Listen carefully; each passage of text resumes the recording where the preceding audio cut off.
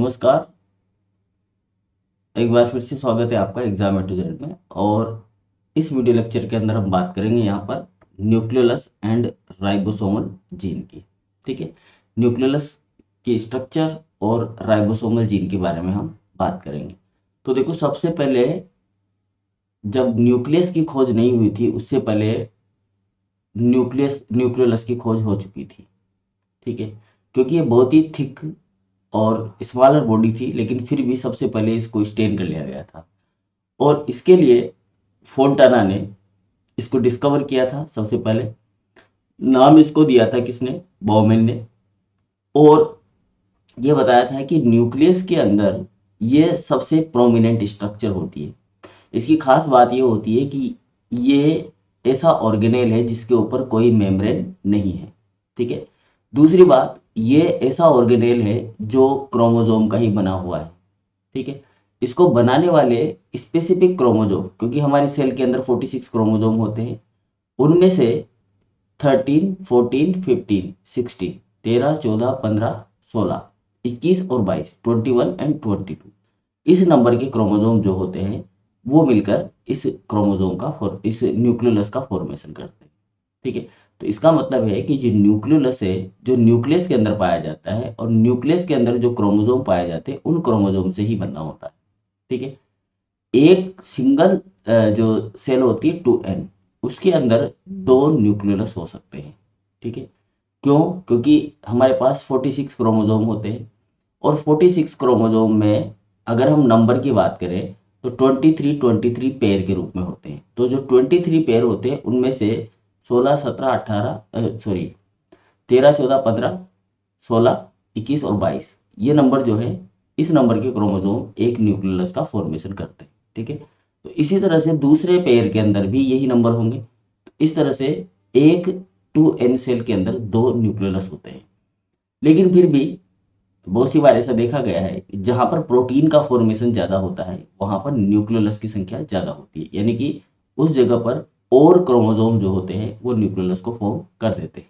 ठीक है, जैसे मेंढक, मेंढकों में जो पीतक का फॉर्मेशन किया जाता है, यानी कि प्रोटीन का फॉर्मेशन किया जाता है, तो वहां पर राइबोसोम की रिक्वायरमेंट ज़्यादा होती है, इसलिए वहां पर न्यूक्लियस की संख्या भी ज़्यादा पाई जा सकती है। ठीक है, क्योंकि ये जो न्यूक्लियस होता है ये सबसे इंपॉर्टेंट पार्ट होता है किसके लिए? राइबोसोम के फॉर्मेशन के लिए, यानी कि ये राइबोसोम का फॉर्मेशन करता है। ठीक है, अब ये कैसा होता है, कैसा स्ट्रक्चर इसका होता है, वो हम देखते हैं इसकी डिटेल में। ठीक है, तो शुरू करते हैं। जो मैंने आपको एक सामान्य जानकारी दे दी, और ये हमारा टॉपिक रहेगा आज का, nucleolus, nucleolus and ribosomal, ribosomal RNA gene. यानी कि इस न्यूक्लियोलस के अंदर जो राइबोसोम को बनाने वाले जीन हैं उनको हम आरएनए जीन बोलते हैं, उनके बारे में हम बात करेंगे। ठीक है, तो सबसे पहले तो हम देखते हैं कि जो हमारा न्यूक्लियोलस होता है वो क्या होता है। ठीक है, तो पॉइंट डाल लेते हैं यहाँ पर, न्यूक्लियोलस। ठीक, अब न्यूक्लियोलस की जो डिस्कवरी है वो किसने की है? तो ये डिस्कवर बाय फोंटाना। ठीक है, फोंटाना ने इसे सबसे पहले खोजा था। ठीक है, कब खोजा था? तो ये खोजा था 1781 के अंदर, 1781 के अंदर सबसे पहले इसने खोजा फोंटाना ने। ठीक है, इसको नाम किसने दिया? तो नाम की बात करें तो नाम इसको दिया था किसने? बोमेन ने। ठीक है, नाम देने वाला वैज्ञानिक कौन है? बोमेन, बोमेन होता है। ठीक है, ये ध्यान रखने हैं दो नाम। फोंटाना ने तो इसको डिस्कवर किया है, और नाम किसने दिया है? बोमेन ने इसको नाम दिया है। ठीक है, ये जो है न्यूक्लियस के अंदर पाया जाने वाला एक सब स्ट्रक्चर है, और महत्वपूर्ण सब स्ट्रक्चर है। तो हम यहाँ पर लिख सकते हैं, it is A prominent prominent सब स्ट्रक्चर ऑफ न्यूक्लियोलस। ठीक है ना, न्यूक्लियोलस का एक प्रोमिनेंट सब स्ट्रक्चर है। बात समझ में आ गई। न्यूक्लियोलस का एक प्रोमिनेंट सब स्ट्रक्चर कहलाएगा आपका क्या, न्यूक्लियस का प्रोमिनेंट सब स्ट्रक्चर कहलाएगा आपका न्यूक्लियोलस। ठीक है, यहां पर आरआरएनए सिंथेसिस होता है, आरआरएनए का निर्माण होता है, इसलिए हम ये कह सकते हैं कि it is a site of rRNA transcription, और उसका प्रोसेसिंग भी यहीं पर होता है, राइबोसोम का फॉर्मेशन करता है ये, इसलिए हमें कह सकते हैं कि ये यहाँ पर राइबोसोम की प्रोसेसिंग होती है और उसका असेंबली होती है। अब राइबोसोम जो बनता है, इसलिए इसको क्या बोल देते हैं, राइबोसोम फैक्ट्री बोल देते हैं। ठीक है, तो यहाँ हम लिख देते हैं इस बात को, it is a site of ribosome transcription, RNA RN transcription, rRNA transcription, क्योंकि आरएनए का ट्रांसक्रिप्शन होगा, और आरएनए का ट्रांसक्रिप्शन किससे होगा, यहां पर पाए जाने वाले डीएनए से। ठीक है, क्योंकि हमें पता है कि ये जो न्यूक्लियस होता है ये किसका बना होता है, डीएनए का बना होता है। ठीक, तो it is a site of rRNA transcription and processing. Transcription के साथ साथ यहाँ पर क्या होती है, प्रोसेसिंग भी होती है, इसके साथ साथ राइबोसोम की असेंबली भी होती है, एंड राइबोसोम असेंबली। ठीक है, राइबोसोम की असेंबली भी यहीं पर होती है। तो दो काम हो गए यहाँ पर, सबसे पहला तो ट्रांसक्रिप्शन और प्रोसेसिंग हो गई उसकी आरएनए की, आरआरएनए की, और दूसरा काम हो गया यहाँ पर राइबोसोम की असेंबली का। ठीक है, इसलिए इसको क्या कहा जाएगा, इसलिए इसको कहा जाएगा राइबोसोम फैक्ट्री। आगे बात समझ में, तो इट इज ऑल्सो कॉल्ड, क्योंकि यहाँ पर राइबोसोम की असेंबली हो रही है, it is also called ribosome factory. क्या कहेंगे इसे हम, राइबोसोम फैक्ट्री कहेंगे। क्लियर बात। राइबोसोम असेंबली होती है, राइबोसोम असेंबली का मतलब है कि जो राइबोसोम होता है वो दो यूनिट से मिलकर बना होता है। ठीक है, एक यूनिट जो होती है उसे हम लार्ज सब यूनिट बोलते हैं, और एक यूनिट जो होती है उसको हम स्मॉल सब यूनिट बोलते हैं। एक तो कैसी होती है, लार्ज सब यूनिट होती है, और एक कैसी होती है, स्मॉल सब यूनिट होती है। ठीक है, दिख रहा है, ये लार्ज सब यूनिट है, एक लार्ज सब यूनिट है, और दूसरी इसकी स्मॉल सब यूनिट होती है। तो यहाँ पर दो सब यूनिट होती है जिनसे मिलकर ये बना होता है, एक लार्ज और एक स्मॉल। ठीक है, इसको बोलते हैं, इस दो अलग अलग यूनिट बनती है यहाँ पर, इसलिए ये दो सब यूनिट आराम से आसानी से बाहर निकलकर असेंबल हो जाती है। तो यहाँ पर कुछ असेंबली तो इसी पार्ट की होती है, यानी कि जो आपका पार्ट है इसका, सॉरी,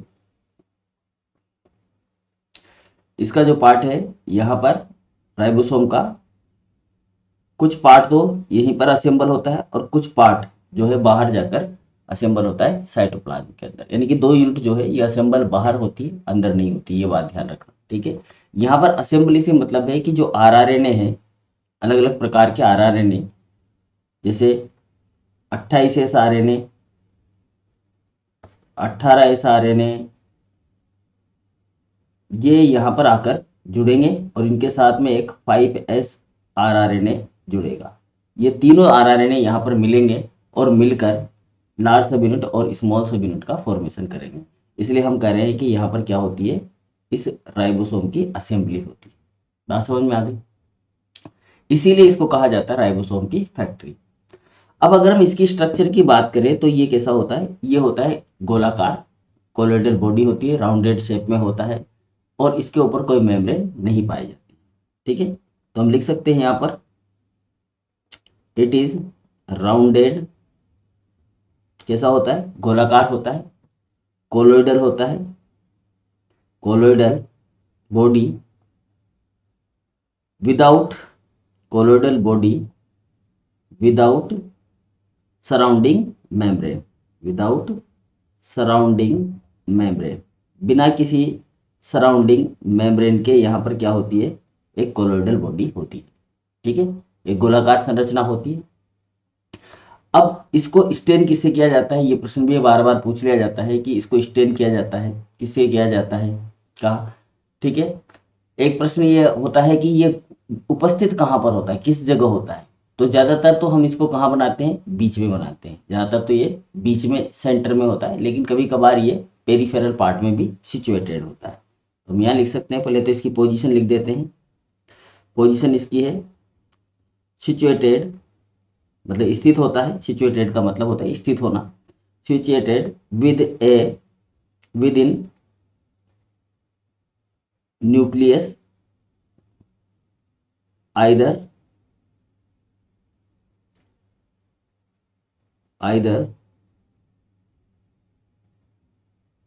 या तो ये कहाँ होता है, आइदर इन सेंट्रल, बिल्कुल सेंटर में होगा, ठीक है। और इसके अलावा कहाँ हो सकता है, ये पेरीफेरल, सेंट्रल और पेरीफेरल पार्ट के अंदर ये सिचुएटेड हो सकता है, ठीक है। इसकी खास बात ये होती है कि ये एनओआर रीजन जो होता है, अब एनओआर रीजन क्या होता है उसको समझते हैं हम।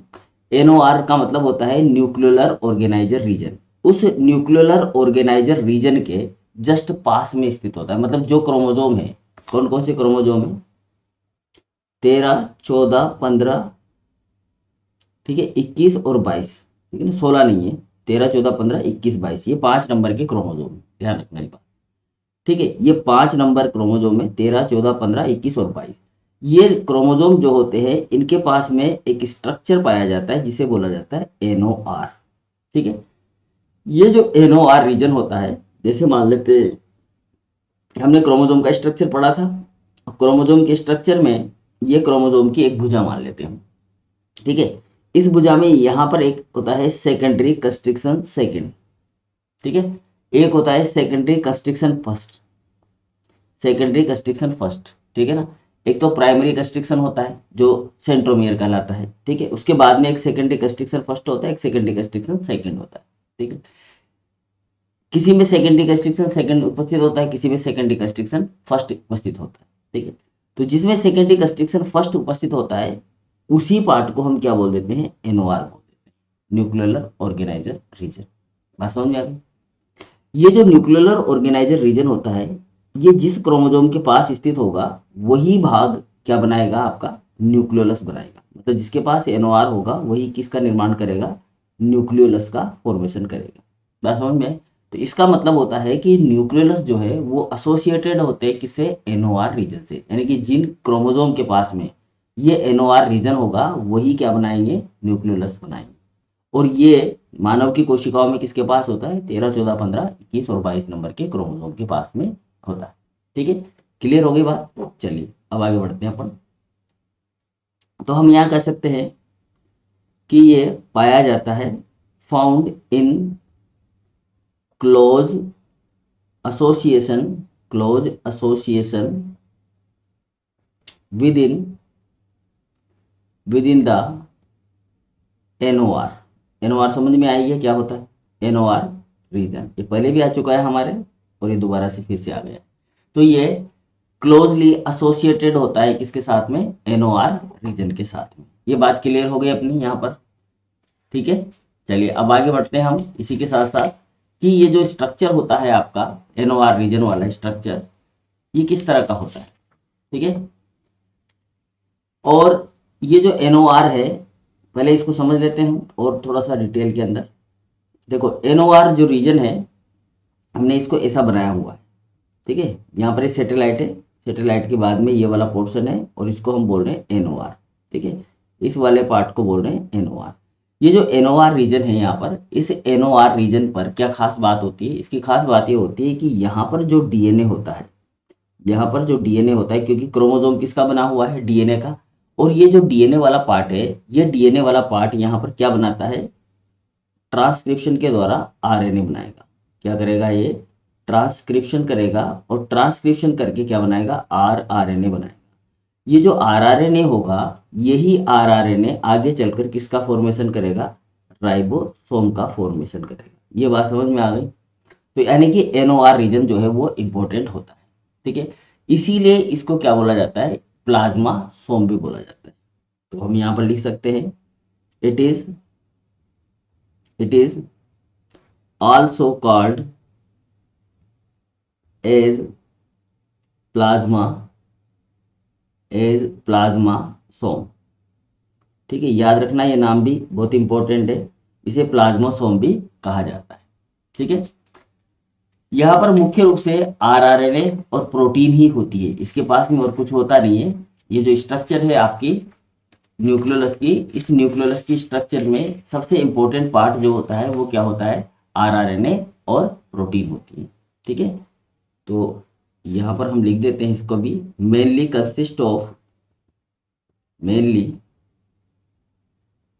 Consist of rRNA and protein. DNA तो होता ही है, इसके अलावा इसके साथ क्या, इसमें क्या होता है, आरआरएनए एंड दूसरी चीज क्या होती है, प्रोटीन होती है। ठीक है, जो न्यूक्लियोलस सबसे ज्यादा प्रोटीन का सिंथेसिस करते हैं वहां पर इसका साइज बड़ा होता है। ठीक है, और जिस साइकिल के अंदर ये गायब होता है और वापस से रिवर्स हो जाता है उसको हम न्यूक्लियोलर साइकिल बोलते हैं। 2 नंबर का क्वेश्चन है, ध्यान रखना। तो यहाँ पर एक बात और हम मेंशन करेंगे इसके अंदर, क्या कि जो सेल एक्टिवली सिंथेसाइजिंग सेल होती है उनके अंदर इनका साइज जो होता है वो क्या होता है, लार्ज होता है। तो हम यहाँ लिख देते हैं इस बात को, actively synthesizing cell have large nucleoli। ठीक है ना, यानी कि जो सेल जिनके पास में सिंथेसिस ज्यादा होता है, प्रोटीन का सिंथेसिस ज्यादा करती है, उनके पास में न्यूक्लियस का साइज भी कैसा होगा, लार्ज होगा। अब एक आता है अपने पास में न्यूक्लियोलर साइकिल, जो हम पढ़ चुके हैं वैसे, पर हम यहाँ पर उसको भी मेंशन करेंगे। ठीक है, न्यूक्लियोलर साइकिल का मतलब है कि ये कब तो गायब होता है और कब वापस आ जाता है। ठीक है, तो ये डिसअपियर होता है, इट डिसअपियर्स गायब हो जाता है ड्यूरिंग लेट प्रोफेज। जब प्रोफेज स्टार्ट होती है तो प्रोफेज की लास्ट अवस्था में ये गायब हो जाता है और वापस से रीएपियर हो जाता है, रीएपियर्स ड्यूरिंग टीलोफेज। कौन सी अवस्था के दौरान वापस आ जाता है, टीलोफेज अवस्था के दौरान वापस आ जाता है, ऑफ माइटोसिस एंड मियोसिस।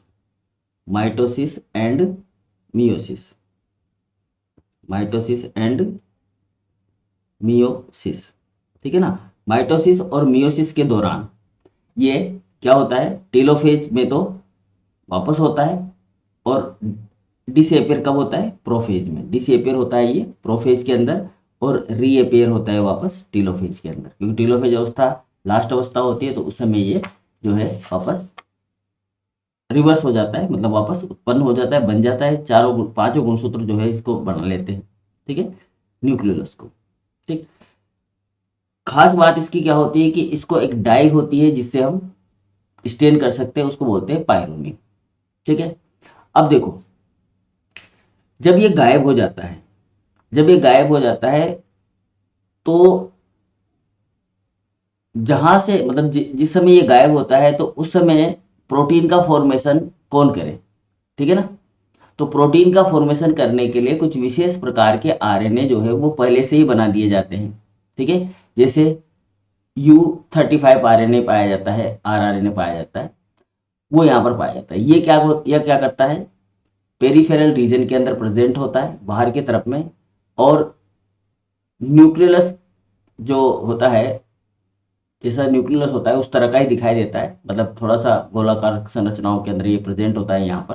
ठीक है, और न्यूक्लियस को बनाने का काम भी यही करता है बाद में, लास्ट में। पहले तो क्या होता है, देखो कहानी समझना, कि जब ये गायब हो जाता है, गायब कब हो रहा है, ये प्रोफेज के दौरान। ठीक है ना, तो व्हेन इट डिसअपियर जब ये गायब हो जाता है, ठीक है, तो यहां पर नॉन राइबोसोमल न्यूक्लियर प्रोटीन बनाई जाती है। ठीक है, वो कौन बनाता है, U35 आरएनए। ठीक है, तो जब ये गायब हो जाता है तो उस समय प्रोटीन कौन बनाएगा? देखो इस कब से कब गायब हो रहा है, ये गायब हो रहा है प्रोफेज से लेकर टेलोफेज तक। थोड़ा सा और समझने की कोशिश करते हैं। देखो जब माइटोसिस या मियोसिस होता है, ठीक है, यानी कि हम कह सकते हैं कि जब सेल डिवीजन हो रहा होता है, क्या हो रहा है? सेल डिवीजन हो रहा है। तो सेल डिवीजन की दो अवस्थाएं होती हैं। एक होती है इंटरफेज, एक अवस्था क्या होती है? इंटरफेज। दूसरी क्या होती है आपकी? Division phase, division. तो इंटरफेज अवस्था को भी हम जो है G1 S और G2 के अंदर डिवाइड करते हैं, ठीक है। डिवीजन फेज जो होती है उसको हम प्रोफेज, मेटाफेज, एनाफेज और टीलोफेज के अंदर डिवाइड करते हैं। समझ में आ गई बात? अब ये जो अवस्था है यहाँ पर G1 S, G2 और प्रोफेज की अर्ली और मिड प्रोफेज, है ना। अब ये जो जितनी भी अवस्थाएं हैं, प्रोफेज, मेटाफेज, एनाफेज, टीलोफेज, इनकी भी तीन अवस्थाएं होती हैं। एक होती है अर्ली, एक होती है मिड और एक होती है लेट फेज, ठीक है, ऐसे। तो हमने कहा कि ये जो लेट प्रोफेज होती है उसके दौरान ये गायब होता है। ये बात हमने कही यहाँ पर कि जो आपका न्यूक्लियस होता है ये गायब कब होता है? लेट प्रोफेज के दौरान गायब। तो इसका मतलब है G1 से लेकर प्रोफेज की लेट अवस्था तक तो यहाँ पर ये प्रेजेंट है। लेकिन जब ये डिसअपियर होगा, डिसअपियर कब होगा? इस लेट प्रोफेज के अंदर डिसअपियर हो जाएगा। तो लेट प्रोफेज से लेकर टीलोफेज की मिड अवस्था तक ये गायब रहेगा और मिड अवस्था में ये वापस रीअपियर हो जाएगा, है ना। टीलोफेज की जो मिड अवस्था होगी वहां तक ये गायब रहेगा। मतलब टीलोफेज में बनना स्टार्ट हो जाएगा तो कंप्लीट तो बनेगा नहीं, तो इसका मतलब फॉर्मेशन भी नहीं कर पाएगा। तो कहने का मतलब है गायब कब हुआ है? लेट प्रोफेज से लेकर कहां तक? टीलोफेज तक। अब टीलोफेज में ये गायब है, इस अवस्था के दौरान ये गायब है। तो इस समय प्रोटीन की रिक्वायरमेंट होगी। मान लो कोई एंजाइम चाहिए, कोई प्रोटीन चाहिए, तो उसको कौन बनाए? तो यहां पर क्या होता है, कुछ नॉन राइबोसोमल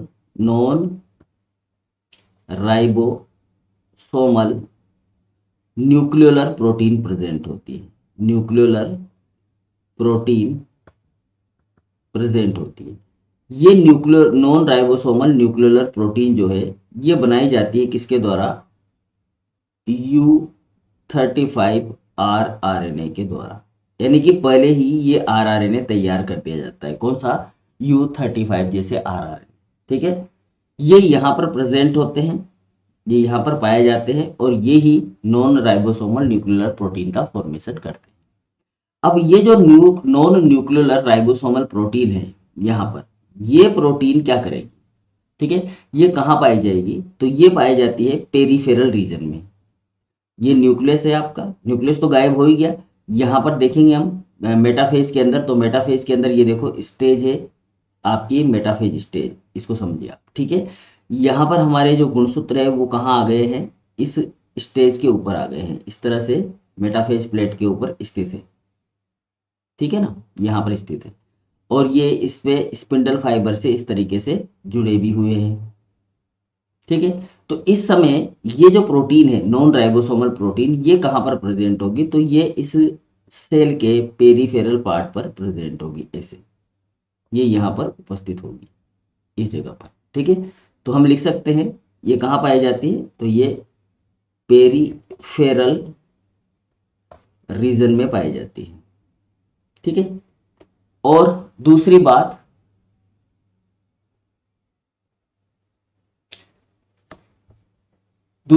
ये न्यूक्लियस को फॉर्म करने का भी काम करती है, ठीक है। और इनका जो साइज होता है यहाँ पर, इनका जो साइज होता है वो होता है 1 से 2 म्यू का।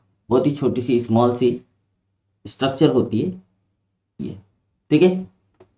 और ये न्यूक्लियस को क्या करती है? डेराइव करती है। न्यूक्लियस को डेराइव करती है, ठीक है ना, यानी कि न्यूक्लियस बाद में इन्हीं से ही बनेगा। क्लियर बात?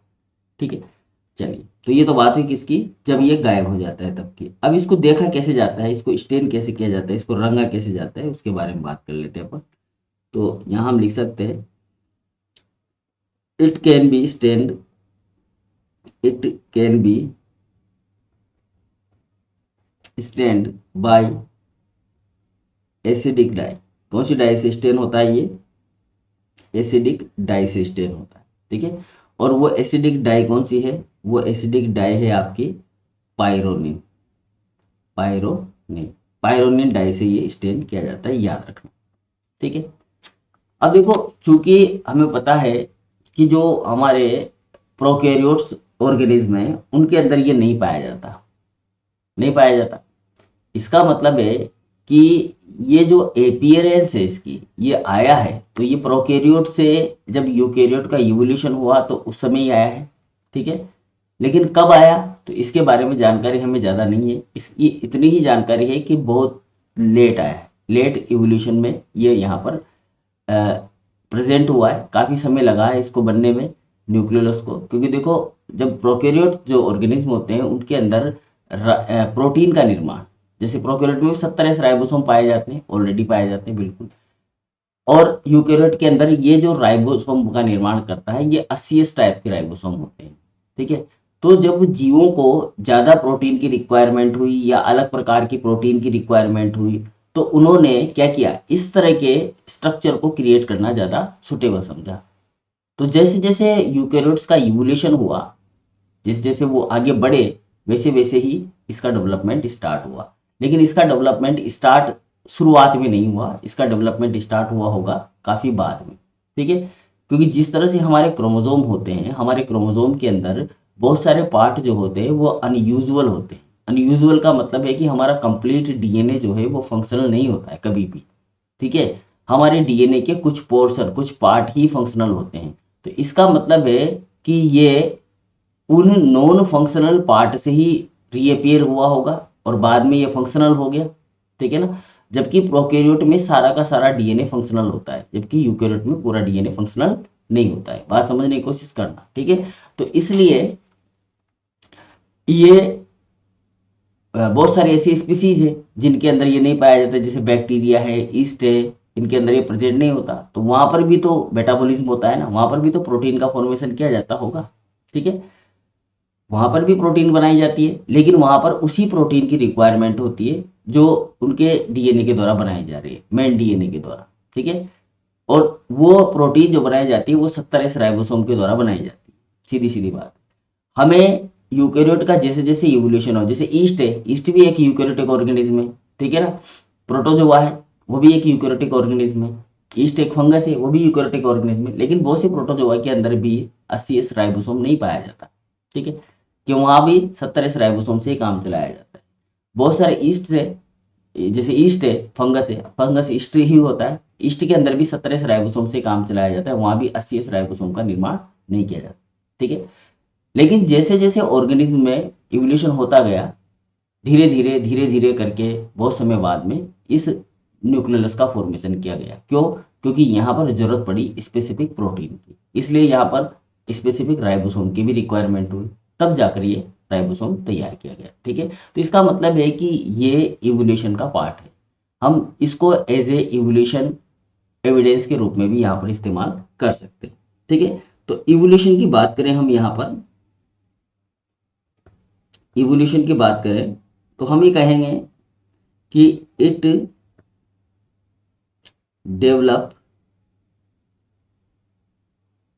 या इट्स डेवलपमेंट, ऐसे लिखते हैं, it's development was relatively late in evolution. ठीक है ना, इवोल्यूशन के अंदर इसका जो डेवलपमेंट है वो काफी बाद में हुआ है। ठीक है, क्यों? बिकॉज, क्योंकि, पूरा लिख देता हूं, बिकॉज, क्योंकि many species like yeast, bacteria are lack in nucleoli. मतलब बहुत सारे ईस्ट, बैक्टीरिया ऐसे ऑर्गेनिज्म हैं जिनके पास में न्यूक्लियोलस नहीं पाया जाता। कुछ हमारी कोशिकाएं भी हैं जिनके पास में न्यूक्लियस प्रेजेंट नहीं होता, जैसे मान लीजिए आप कहें कि आरबीसी है, आरबीसी में तो खैर न्यूक्लियस होता ही नहीं है। इसी तरह से रेटिकुलोसाइट होती है, स्पर्मेटोजोआ होते हैं, इनके अंदर न्यूक्लियस प्रेजेंट नहीं होता है। हाँ, एग के अंदर न्यूक्लियस प्रेजेंट होता है। कैसा भी आपका यूकैरियोटिक ऑर्गेनिज्म हो, हर यूकैरियोटिक ऑर्गेनिज्म के अंदर अगर एग का फॉर्मेशन हो रहा है और प्रोटीन का निर्माण ज़्यादा मात्रा में किया जा रहा है तो वहाँ पर न्यूक्लियस जरूर प्रेजेंट होगा।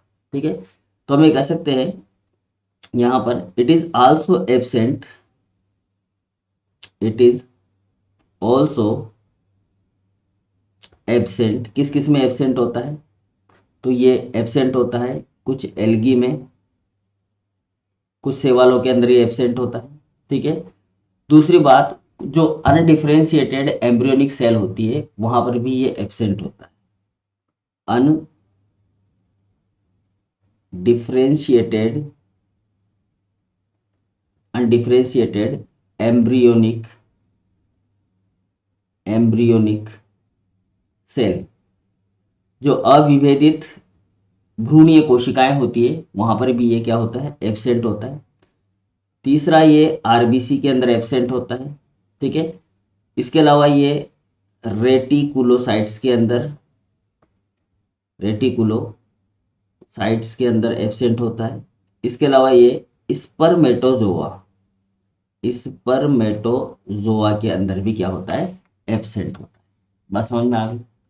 ठीक है, अब हमें देखिए कि इसके नंबर किस तरह के होते हैं और इसकी स्ट्रक्चर किस तरह की होती है, कितने पाए जाते हैं एक कोशिका के अंदर। ठीक है, तो यहां पर हम बात कर लेते हैं नंबर्स की। फिर बात करेंगे हम इसके स्ट्रक्चर्स की। ठीक है, नंबर्स की अगर हम बात करें तो वैसे तो एक ही पाया जाता है, लेकिन बहुत सी बार ये बहुत सारे भी हो सकते हैं, एक से ज़्यादा भी हो सकते हैं। ठीक है, नंबर्स की बात करें हम यहाँ पर तो देखो 1 और मोर may be present in a nucleus. एक न्यूक्लियस में एक या ज्यादा प्रेजेंट हो सकते हैं। ठीक है, अगर हेप्लॉइड सेल है, अगर कोई सेल कौन सी है? हेप्लॉइड सेल है तो उसमें पाया जाएगा सिंगल न्यूक्लियोलस। ठीक है, अगर डिप्लॉइड सेल है तो उसमें पाए जाएंगे 2 न्यूक्लियोलस। कौन सी सेल है? डिप्लॉइड सेल है तो उसमें पाए जाएंगे पेयर के रूप में ए पेयर या 2 न्यूक्लियोलस। ठीक है ना, 2 न्यूक्लियोलस पाए जाएंगे या एक पेयर के रूप में प्रेजेंट होंगे, या तो पेयर के रूप में प्रेजेंट होंगे या फिर ये 2 न्यूक्लियोलस प्रेजेंट होंगे, पेयर के रूप में ही होंगे। लेकिन कुछ अपवाद स्वरूप अगर हम बात करें तो एक मेंढक होता है जीनोपस। कौन सा मेंढक है? जीनोपस। ठीक है ना, जीनोपस एक मेंढक है, फ्रॉग है। ठीक है, इस फ्रॉग की जो oocytes होती है, oocytes मतलब कि जो अंड कोशिका होती है, उसमें लगभग कितने पाए जाते हैं? उसमें ये पाए जा सकते हैं 1000 न्यूक्लियोलस। ठीक है, कितने पाए जा सकते हैं? 1000 तक न्यूक्लियोलस प्रेजेंट हो सकते हैं। किसके अंदर? जीनोपस मेंढक की oocytes के अंदर। ठीक है ना, जो जीनोपस मेंढक है, जीनोपस जो फ्रॉग है, उस फ्रॉग की जो oocytes है, इन oocytes के अंदर इनकी संख्या कितनी हो सकती है? 1000 तक हो सकती है। ये ध्यान रखने वाली बात है। ठीक है, मानव में बात करें तो मानव में वैसे तो एक पेयर के रूप में होता है, लेकिन फिर भी 10 तक ये पाए जा सकते हैं एक 2n सेल में। ठीक है ना, क्योंकि हमारे पास में 10 NOR रीजन प्रेजेंट होते हैं। 10 क्रोमोजोम है, हमने देखा कि हमारे पास जो क्रोमोजोम है उनके नंबर कितने हैं? देखो 15 16 13 14 15, 16 नहीं है, बार बार 16 आ जाता है दिमाग में। 13 14 15 21 22 है ना, 13 14 15 21 और 22 ये नंबर के क्रोमोजोम है। ये 5 क्रोमोजोम है जिनके पास में क्या पाया जा रहा है? NOR पाया जा रहा है। तो ये प्रत्येक क्रोमोजोम एक न्यूक्लियस का फॉर्मेशन कर सकता है। एक हेप्लॉइड सेल के अंदर 5 होंगे। हेप्लॉइड में कितने होंगे? ये ह्यूमन के अंदर हेप्लॉइड में 5 होंगे, तो डिप्लॉइड में ऐसे गुणसूत्रों की संख्या कितनी हो जाएगी, एक और जोड़ा होगा 13, 14, 15, 21 और 22 नंबर का, तो टोटल कितने क्रोमोसोम हो गए 10, मतलब 10, 5 इसमें और 5 इसमें NOR है। तो इसका मतलब है कि टोटल हो गए हमारे पास में 10 NOR, और ये 10 NOR की कैपेसिटी होती है कि ये 10 न्यूक्लियोलस को बना सकते हैं। कितने न्यूक्लियस बना सकते हैं, 10 न्यूक्लियस बना सकते हैं। तो हम यहाँ लिख सकते हैं in human it may be 10 पर पर न्यूक्लियोलस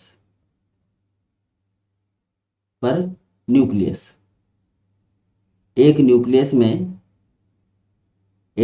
में कितने हो सकते हैं, ये 10 हो सकते हैं। ठीक है, 10 हो सकते हैं एक न्यूक्लियस में। क्यों हो सकते हैं, क्योंकि because human two n cell have 10 NOR, ठीक है, 10 NOR रीजन, 10 NOR रीजन होते हैं मानव की कोशिका में, इसलिए यहाँ पर इनकी संख्या कितनी हो सकती है, 10 हो सकती है। वैसे तो कितने होते हैं जनरल कोशिका के अंदर, 2 होते हैं, लेकिन ये 10 भी हो सकते हैं। ठीक है, तो ये बात की हमने इसकी सामान्य जानकारी की कि ये किस तरह का दिखाई देता है, किस तरह का होता है, ठीक है, किस डाई से इसको रंगा जा सकता है, और कोशिकाओं में इसके नंबर्स क्या हो सकते हैं। अब बात करेंगे हम इसकी स्ट्रक्चर की, इसकी अल्ट्रा स्ट्रक्चर किस प्रकार की होती है, और हमारे NOR जीन क्या होते हैं, और उनका निर्माण किस प्रकार से होता है, इसके बारे में हम चर्चा करेंगे। तो ये 2 चर्चाएं हम करेंगे नेक्स्ट लेक्चर में। अभी फिलहाल के लिए इतना ही, मिलते हैं नेक्स्ट लेक्चर में और बात करेंगे हम इसकी अल्ट्रा स्ट्रक्चर की। ठीक है, ये तो हमने इंट्रोडक्शन कर लिया किसका, न्यूक्लियोलस का, कि न्यूक्लियोलस में क्या क्या चीजें पाई जाती है, किसने इसको डिस्कवर किया है। ठीक है, ये बात आपको ध्यान रखनी है। ओके, चलते मिलते हैं नेक्स्ट क्लास में, और उस क्लास के अंदर हम यहाँ पर बात करेंगे इसके किसके बारे में, इसकी अल्ट्रा स्ट्रक्चर और दूसरा NOR जीन के बारे में। ठीक है, तब तक के लिए good bye, thank you very much.